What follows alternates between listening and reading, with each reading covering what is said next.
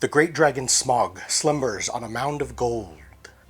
Bilbo steps lightly through the dragon's lair, then hides behind a pillar of dwarven architecture. The dragon knows he's there. And none of this matters. This video is about treasure. Forget Bilbo or Smog. It's about the stuff Smog has collected. Or should it be Smaug? Whatever. I'll offer my thoughts on treasure, that sweet spot of handing out just enough but not going overboard. I'll tell you how I handle treasure in my games. So, grab hold of your beverage, sit back, relax, and hear the jingle of coins. Hear the scrape as a large gem is slid across a tavern table. Feel the heat from the flaming sword set firmly in your grasp.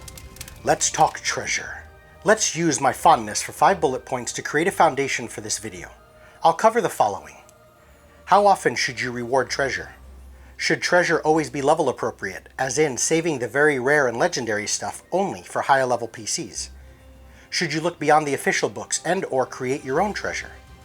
If you've messed up, should you take treasure away or just deal with it? If you do take it away, what's the best way to do so? And finally, I'll ramble through some thoughts on what treasure actually means to me. What other reward systems might feel like treasure, yet allow you as the DM to avoid the pitfalls of too much gold and magic? Treasure is an interesting thing, because from the player's perspective, you can never have too much. Yet, from the DM's perspective, too much can snowball into an unmanageable game. This push and pull between you and the players creates an interesting dynamic, and makes it very worthwhile to discuss. We are drawn to rewards. Do a good job, get something for it. Tell a dog to do a trick and give them a treat if they do it. Continue this, and they'll keep doing the tricks on command. Let's chunk through the 5 bullets. How often should you reward treasure? Each table is going to be different. There's no one-size-fits-all approach, but leaving it at that doesn't provide video content. So I'll tell you how I do it.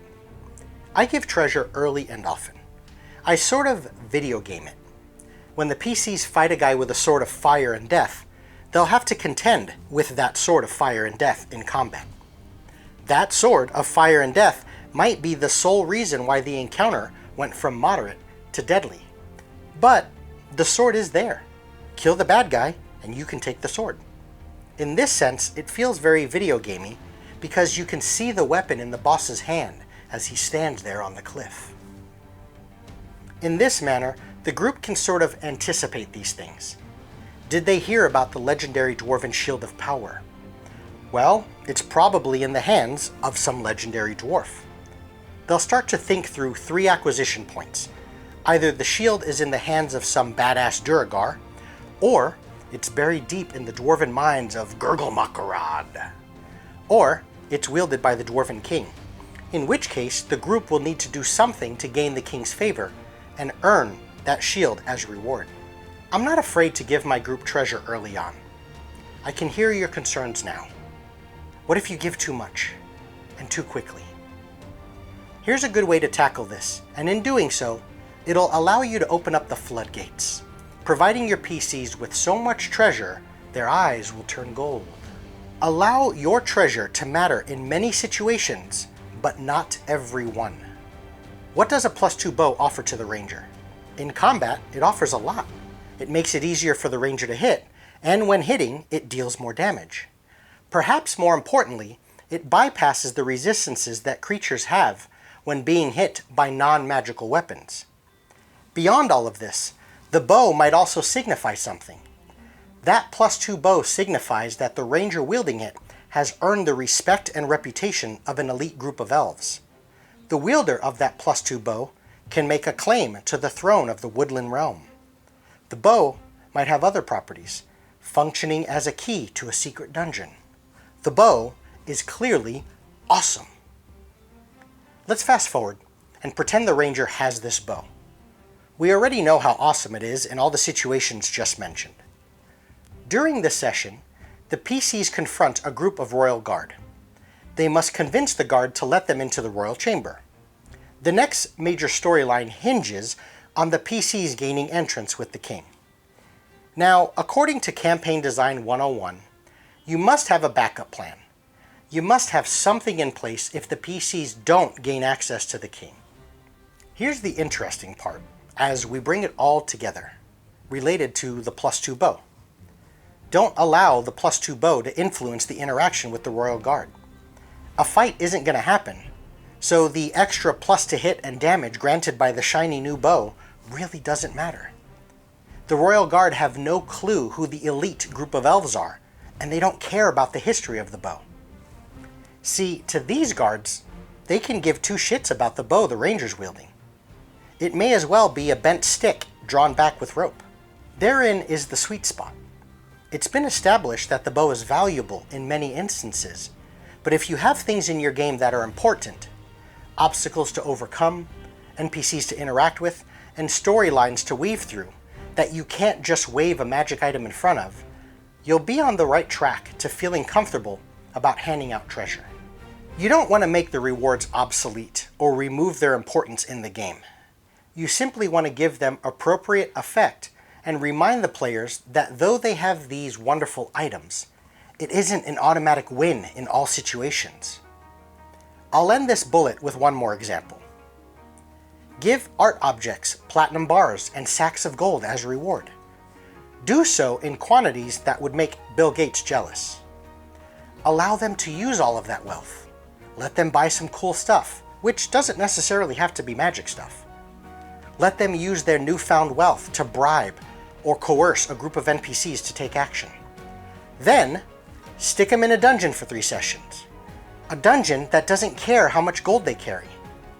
Point is, reward treasure, and do so early and often. Let your PCs enjoy it all, but teach them, through your adventure design, that they need to never forget the value of other things. A magic sword that deals tremendous damage does nothing to fix an entire village of important NPCs that are badly wounded and dying from disease. In this case, the 40 healing kits they don't have are more valuable in that immediate moment. Should treasure always be level appropriate? Absolutely not. Just as the creatures your PCs encounter shouldn't always be scaled down to their level, give the fighter a +2 sword at level 2. Stay with me here. Breathe and relax. If the game is built around 20 levels and magic items, at least weapons, go from +1 to +3, it sort of provides some math for us. +1 swords should be what's rewarded from character levels 1 through 7 or so. +2 swords get on board from levels 8 to 14, and PCs won't see the +3 stuff until the levels of 14 to 15 all the way up to level 20. That could be a guideline you use, and for treasure outside of weapons, just use comparable rarities. Assuming the +3 longsword is just +3 and has no other magical properties, you're looking at a very rare magic item. Using the little math example, this tells us that very rare items, and therefore legendary or artifact, should be saved for level 14 or 15 or above, the final tier of gameplay. I say BS. Start thinking outside the box. Forget rarities and weapons versus objects. Treasure, magic items, gold and such, is only powerful and valuable if your story says it is. A world of your design, filled with dragons and creatures that have tremor sense and blind sight, reduces the worth of a cloak of invisibility considerably. When you can step away from what's on paper and truly consider the impact the treasure has on your world, you'll expand your options and open up the DMG to your players. Let me elaborate a little bit. Consider your world, or the adventure if it's a pre-published thing. If the threat of your world is based around undead and 4 liches, that's a lot. Don't reward too many magic items that allow your PCs to negate the horrible effects of dealing with undead. Don't reward high-level magic items that reduce the threat of your liches. Another example.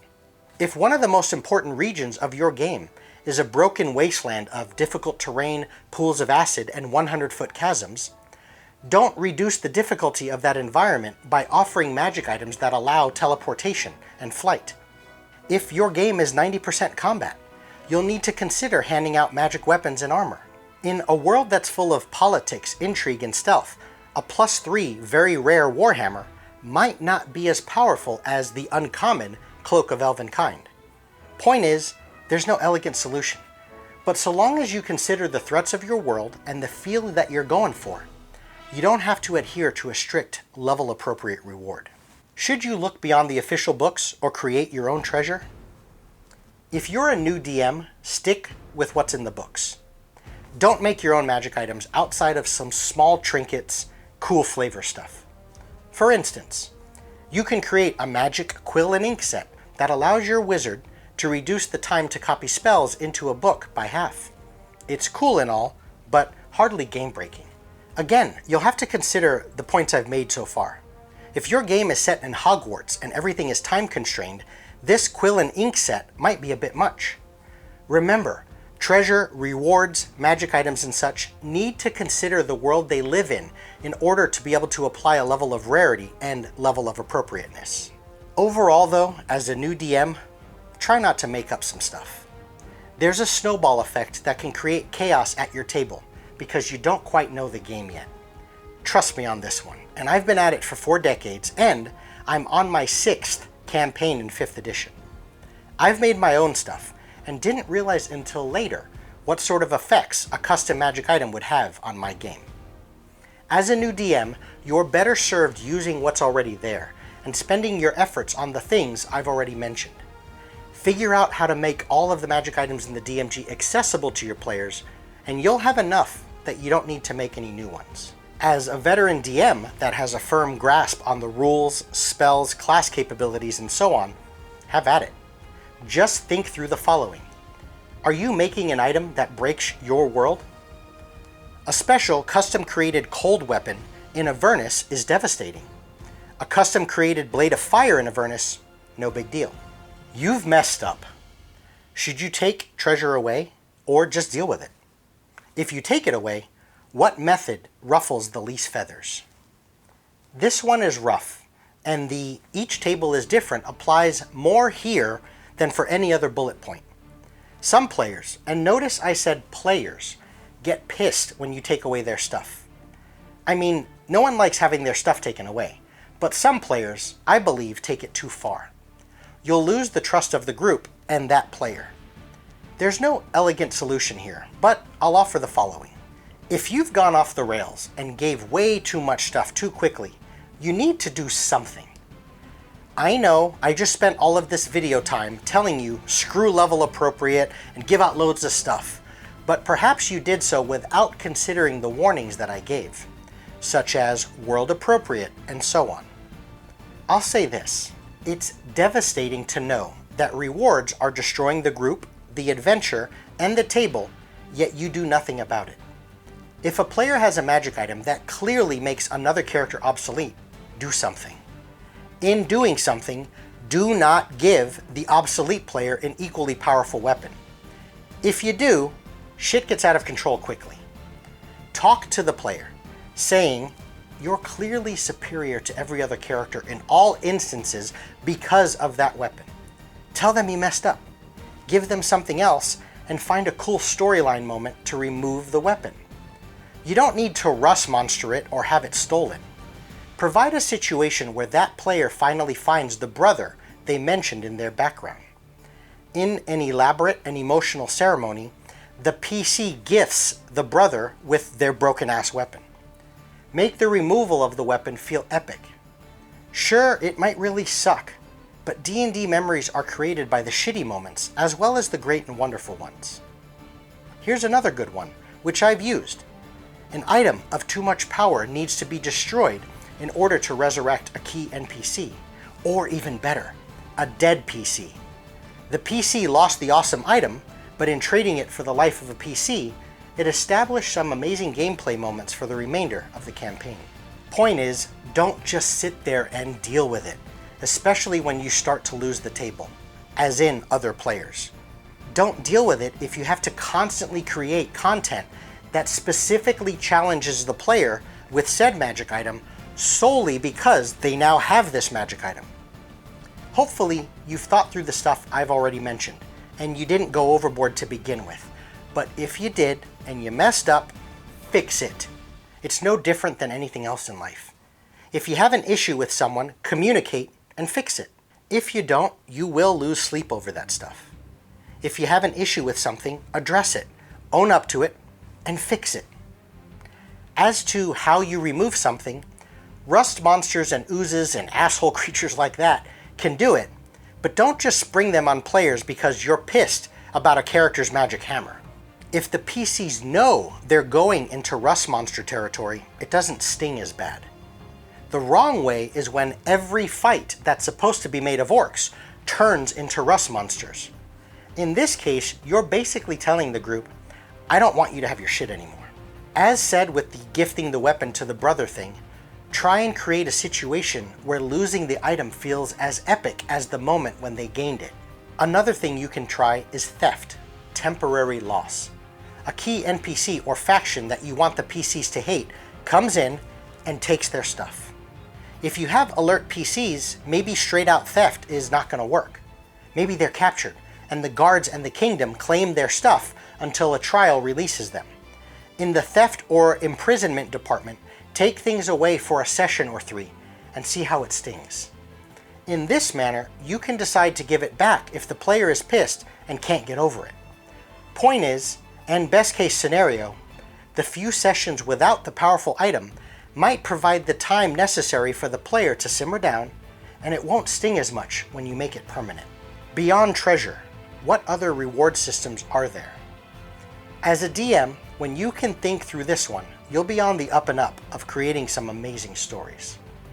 Reward is a huge thing. At some tables, it's everything. Whether gold, magic arms and armor, or access to important places, reward is huge. You don't always need to look in the back of the DMG to figure out rewards. Handing out experience for things outside of combat is a huge reward, and one that I use often. You know what's better than a magic item? Allowing a PC to level up and gain more traits and access to higher level spells.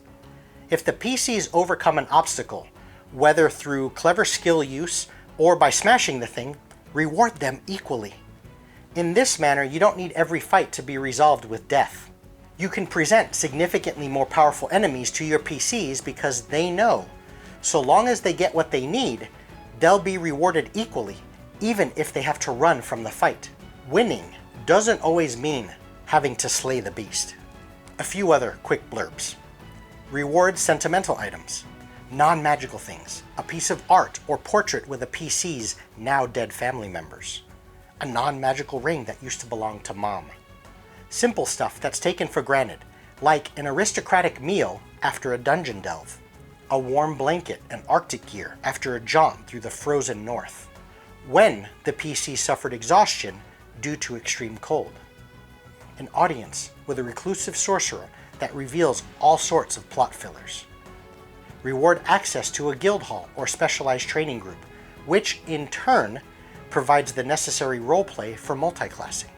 Lean into a PC's background, not the story, but actual background. Hermit, scholar, criminal. Bring up old NPCs. Give the retired smuggler, now adventuring fighter, the ship they lost in a bet.